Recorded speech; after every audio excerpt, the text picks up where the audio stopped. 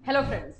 MP high court में BEd versus BTC को लेकर के आज सुनवाई होनी थी। आज एक्चुअली में हमने सोच करके रखे हुए थे हम लोग ने कि फैसला आएगा, क्या क्या चीजें हुई हैं उस पर बात करेंगे, किसके पक्ष में गया किसके विपक्ष में गया। ये जो चीजें बार बार चलती रहती है कि बीएड कैंडिडेट्स के फेवर में हो रहा है या डीएलएड कैंडिडेट्स के फेवर में, मैंने आपको बोला था अभी कुछ नहीं कहा जा सकता है। अभी जो है जब तक पूरी चीजें क्लियर नहीं होगी, किस तरह से जस्टिस इस चीजों को लेते हैं और वहां पे एडवोकेट्स किस तरह से इन चीजों को रखते हैं, ये बहुत इंपॉर्टेंट हो जाता है। तो चलिए स्टार्ट करें। उससे पहले फ्रेंड्स, चैनल पर पहली बार विजिट करें तो चैनल को सब्सक्राइब कर लेना। यहाँ पर आपको बीएड वर्सेस बीटीसी से रिलेटेड हर इंपॉर्टेंट इन्फॉर्मेशन जो है लाइव दी जाती है। आपको मैं बता दूं कि जो है जो भी आर्गुमेंट होना था, जो चीजें होनी थी वो हो चुकी है।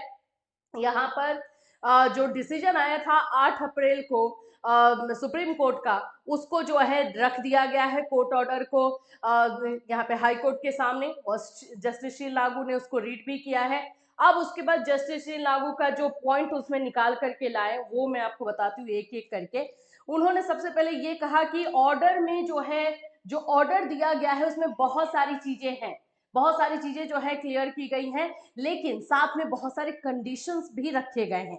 तो इसके लिए हमें एक प्रॉपर चार्ट की जरूरत होगी, जिसमें कि कब एडवर्टाइजमेंट निकला, कब अपॉइंटमेंट लिया गया, कब इस एडवर्टाइजमेंट को चैलेंज किया गया, ये सारी चीजें उसमें होनी चाहिए। इस बात को लेकर के जस्टिस श्री लागू ने कहा है। आप आज के कोर्ट का सिनारियो देख सकते हो, जो एडवोकेट्स आपको दिखाई दे रहे हैं, यहाँ पे बीएड के एडवोकेट्स है, यहाँ पे जस्टिस है, यहाँ पे डीएलएड के एडवोकेट्स आपको दिखाई दे रहे हैं, ये भी आपको जो है बीएड के एडवोकेट ही है। तो इस तरह से जो है आज का सिनारियो, आज का पूरा एमपी हाई कोर्ट में जो है इस तरह से चीजें जो थी कोर्ट नंबर 20 पे। अब इसमें जो जस्टिस ने बोला, सबसे पहले तो ये बोला कि एक तो इसमें चीज कर दिया गया है कि प्रोस्पेक्टिव होगा डिसीजन, यानी 11 अगस्त 2023 के बाद जिनकी नियुक्ति हुई है या जिनका सिलेक्शन हुआ है उन्हें नहीं लिया जाएगा, लेकिन उसके पहले 11 अगस्त 2023 के पहले जिनका भी सिलेक्शन हुआ है उन्हें सेफ रखा जाएगा, ये उन्होंने बोला विथ 2 कंडीशंस, ये भी उन्होंने बताया है। दूसरी चीज उन्होंने ये कही है कि ब्रिज कोर्स को लेकर के बात हुई है कि जो बीएड कैंडिडेट है उनको ब्रिज कोर्स करवाया जाएगा, but for those candidates who were selected before 11 अगस्त, जो 11 अगस्त 2023 का था फैसला, उसके पहले जिनका सिलेक्शन हुआ है उन्हीं को ब्रिज कोर्स कराया जाएगा। ये सारी चीजें जो है जस्टिस श्री लागू ने रखी।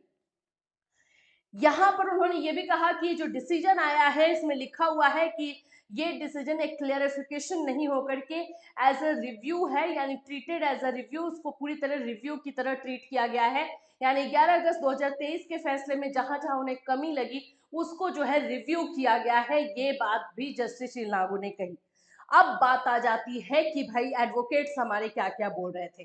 तो यहाँ पर हम सबसे पहले जो है बात कर लेते हैं एडवर्टाइजमेंट कब आया। तो एडवर्टाइजमेंट को जो है इस बात का डेट जो है मांगा जा रहा था। इस पर मीनाक्षी अरोड़ा मैम ने कहा कि इस बात का पूरा डिटेल जो है एमपी गवर्नमेंट अच्छी तरीके से दे पाएगी कि कब एडवर्टाइजमेंट आया, कब चैलेंज किया गया, इंटरिम ऑर्डर कब आया, फिर उसके बाद से जो है नियुक्ति सिलेक्शन कब हुआ, ये सारी चीजें जो है एमपी गवर्नमेंट दे पाएगी, ये बात जो है मीनाक्षी मैम ने कहा।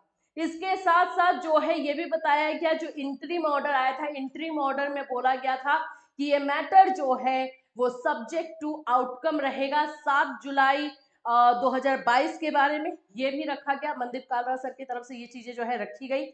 इसके अलावा जो जो एडवोकेट्स थे डीएलएड की तरफ से, उन्होंने अपने अपने पॉइंट्स को रखा। यहाँ पर जस्टिस श्री लागू सर ने कहा कि हमें एक प्रॉपर चार्ट की जरूरत है। उन्होंने ये भी कहा सारे एडवोकेट्स को कि एक टेबल पर आप आइए, एक कॉमन टेबल पर आइए और वहां पर आप लोग एक चार्ट बनाइए, डिस्कस कीजिए, ताकि इसमें जो है क्लैरिटी अच्छे से मिले और जो डिसीजन निकले वो सही डिसीजन निकले।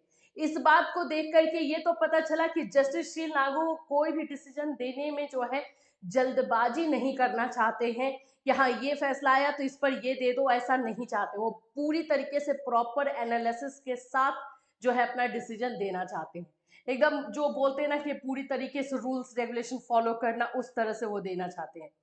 अब उन्होंने ये भी कहा, स्टार्टिंग एक्चुअली में इस तरह से हुआ कि पटवालिया सर जो थे बीएड की तरफ से, वो अपनी बातों को थोड़ा अलग तरीके से रखने लगे। जिस पर से जस्टिस श्री लागू सर ने कहा कि हमें जो है जो ऑर्डर आया है उसे ही हमें फॉलो करना है। पहले हमें हमारा काम करने दीजिए, ऑर्डर को समझने दीजिए कि क्या है, किस तरह से है। तो ये चीजें जो है बोली गई है, 3 पॉइंट्स को जो है उठाया गया है और तीनों पॉइंट्स में ब्रिज कोर्स के बारे में बात हुई, प्रोस्पेक्टिव के बारे में बात हुई है, एंड तीसरा ये बात हुआ है कि 11 अगस्त 2023 के पहले का सिलेक्शन देखा जाएगा। ये भी बात हुई है कि जो प्रोस्पेक्टिव है उसमें 2 कंडीशन भी लगाए गए हैं। अब बात करते हैं, इसमें नेक्स्ट डेट मिल चुका है। नेक्स्ट डेट जो फैसला दिया जाएगा वो रहेगा 24 अप्रैल का। नेक्स्ट डेट कब का मिला है भाई आप लोगों को? 24 ऑफ अप्रैल, 24 अप्रैल का जो है मिला है।